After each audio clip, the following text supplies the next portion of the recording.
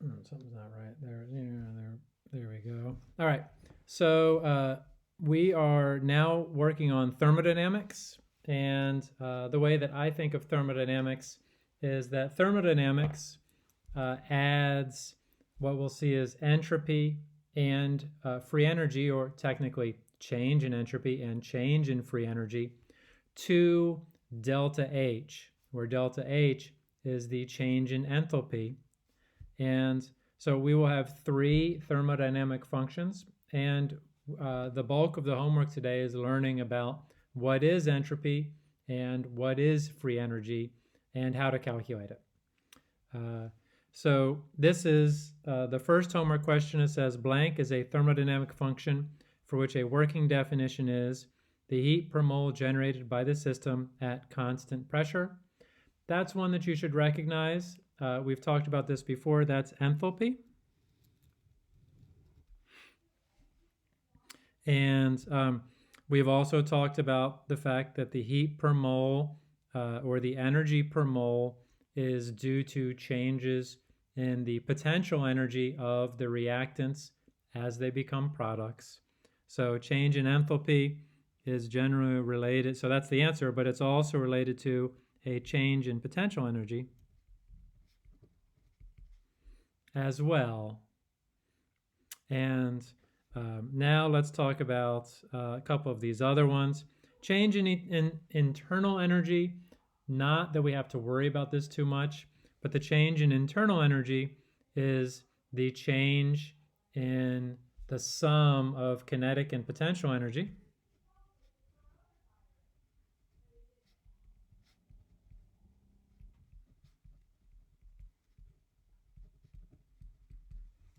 And again, we didn't spend much time on that, but I wanted to identify what that is. And I guess that would be per mole as well. And now entropy. Well, if I had to define entropy, I would say that entropy is a measure of the dispersal of matter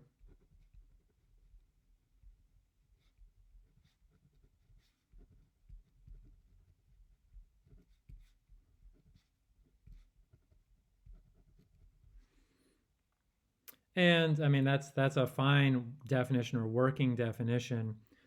We might also say a measure of the dispersal of matter um, over space or over different energy levels. So, but really it's dispersal over whatever there is available, as we will say. Um, and so another way of looking at it by analogy is it is a measure of the disorder of the system. So I guess I say disorder of matter or the system, whatever it is we're looking at. And we've talked a little bit about what it means to be a system. And a system is sort of basically a reaction or whatever part of the world we are looking at. And in chemistry, it's very often a reaction. Now let's talk about the change in free energy. So the change in free energy does two things for us, and this comes up in one of the later questions, I believe. So one, the change in free energy, and here we are specifically talking about the change in Gibbs free energy.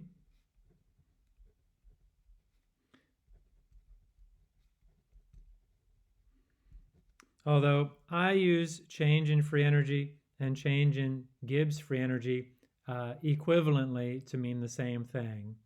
Though as a chemical engineer, there is at least one other free energy that you can see or you will see when you get to more advanced studies. But everybody else, and since there's no chemical engineers in this class, at least I don't think so, we can just talk, we'll use these two terms interchangeably, though you should know that the G for delta G stands for Gibbs. Okay? The change in Gibbs free energy is going to be related to, let's say this. So if delta G is less than 0, so if delta G is negative, then a reaction is spontaneous.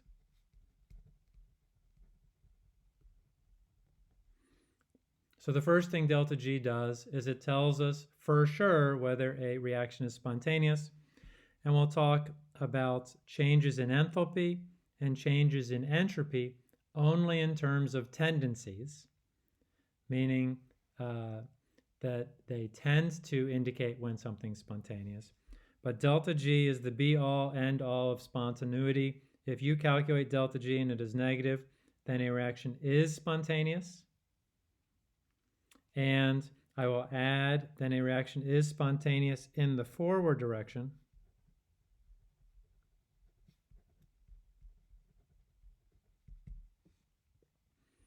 And as we will see, just like for change in enthalpy, delta H, change in free energy, or change in Gibbs free energy.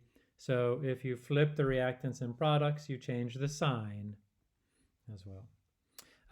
And then the other thing that Gibbs free energy tells us is the amount or the maximum amount of work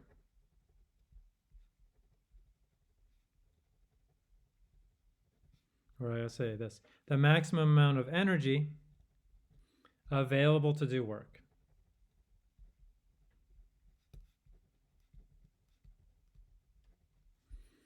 And I can talk a little bit more about this. So first thing, that is true.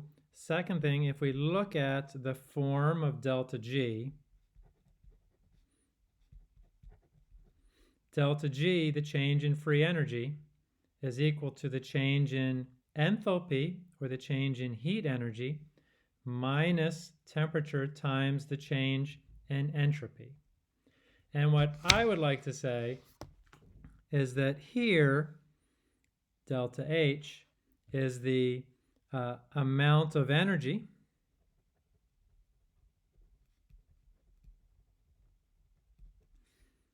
and here is using up some of that energy to disperse matter. So, and I'll write this as using up some of the delta H energy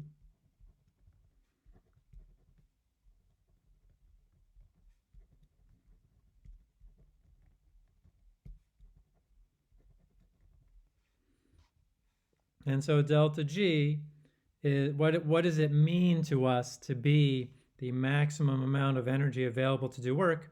It is the amount of energy, which is delta H, subtracting off the energy that is used to disperse matter. And what I'm suggesting is that this energy, this TDS, T delta S, excuse me, is energy that is wasted, that is unavailable to do work, and that because it is taking matter and dispersing it. Anyway, so that's sort of what I think. That's a long explanation, but it is an overview of our three thermodynamic functions. And I just wanted to open it up and see, I know this is the first question, but does anybody have any questions about what is the meaning of each of these terms? Can you go over delta S again? Yes, delta S. So it is a measure of the dispersal of matter. And what we're going to see, Selden, is that if you take a gas in a bulb and then you open it up so it can then travel into another bulb, what entropy says, and positive entropy will be that the gas distributes itself equally between the two bulbs, so it disperses equally. And so is that the microstate thing? That is the microstate thing. Okay. Yes. I just wanted to make sure that I read that right. Yeah. So like it's all the different possibilities of where the gas could possibly end up based on probability. You got it. Okay. I just want to make sure I had the definition right, but it is just like wasted energy then? Yes. So think of it as it is, and yes. So it is. You'll see that the term T delta S has units of joules or energy per mole. So it is per mole, but think of it as the energy that is used up to move particles apart, or like if we were you, thinking of it yeah, as like an electron, would that be like the repulsion force for inside the molecule? um, let's see. That's a good question.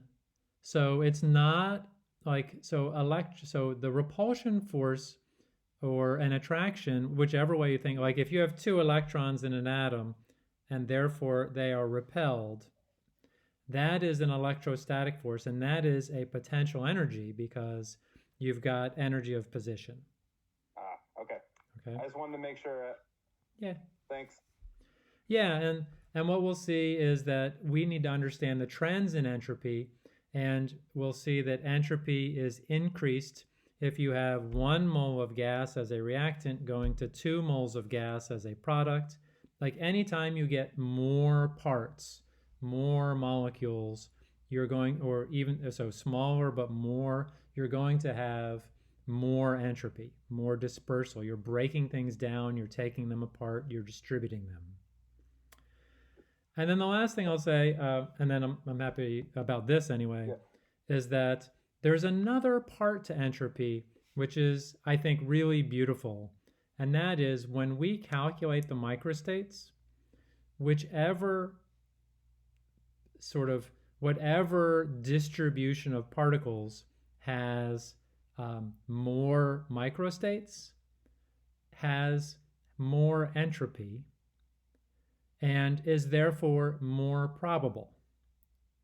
And so like we'll do a couple calculations and one of them in the homework and one of them here, and then you'll have one of them to do for homework. But basically this distribute, like the reason that a gas, when it fills a room, let's see, the reason that when a gas distributes itself around a room so evenly is because of entropy, because you would be lower entropy if all the oxygen went to one corner of the room. Okay? And then the reason that you have a Boltzmann distribution of gas velocities and kinetic energies is because the gas particles distribute themselves as much as possible over all of those microstates.